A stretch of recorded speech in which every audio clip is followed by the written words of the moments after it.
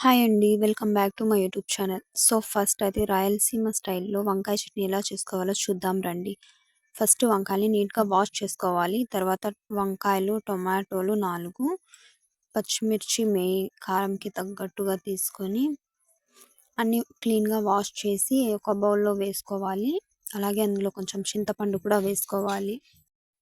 So, ఇక ఇవన్నీ వేసుకొని ఈ మొత్తం అన్నింటిని 10-15 నిమిషాలు హై ఫ్లేమ్‌లో పెట్టి మంచిగా ఉడకనివ్వాలి. సో, చూడండి ఈ విధంగా ఉడకాలి మెత్తగా. సో, ఇంకా ఇవన్నీ సెపరేట్ చేసుకోవాలి. ఫస్ట్ అయితే రోల్లో దాన్నేమంటారు నాకు ఎగ్జాక్ట్‌గా తెలవదు. ఉప్పు, అలాగే కొన్ని వెల్లుల్లి, దాని తర్వాత పచ్చిమిరపకాయలు, చింతపండు ఉడకపెట్టాం కదా! అదే చింతపండు వేసి ఫస్ట్ అయితే ఇలా కొట్టాలి. దాని తర్వాత చింతగింజలైతే బయటికి వచ్చేస్తాయి. ఆ సీడ్స్‌నైతే అన్నీ పక్కన తీసి పెట్టేసి, ఇంకా ఎలాగైతే మెత్తగా రుబ్బుకోవాలి. ఈ పచ్చిమిర్చిలన్నీ మెదిగిపోయే వరకు. ఇంకా టొమాటోస్ ఉన్నాయి కదా!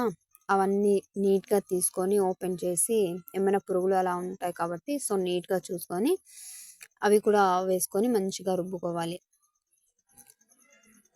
చూడండి వీడియోలో చూపించినట్టుగా ఇవి రుబ్బుకునేటప్పుడైతే చాలా జాగ్రత్తగా ఉండాలి. కళ్ళల్లోకి సడన్‌గా పడిపోతుంది. నాకైతే కంట్లో పడిపోయింది కూడా. సో, అందుకే మీకు జాగ్రత్త చెప్తున్నా. సో, ఈ కన్సిస్టెన్సీ వచ్చే విధంగా మెత్తగా అయితే మంచిగా రుబ్బుకోవాలి. ఇక దాని తర్వాత వంకాయలున్నాయి కదా! Main ingredient. వీటినైతే చాలా జాగ్రత్తగా నీట్‌గా చూసి ఓపెన్ చేసి మంచిగా చూడాలి.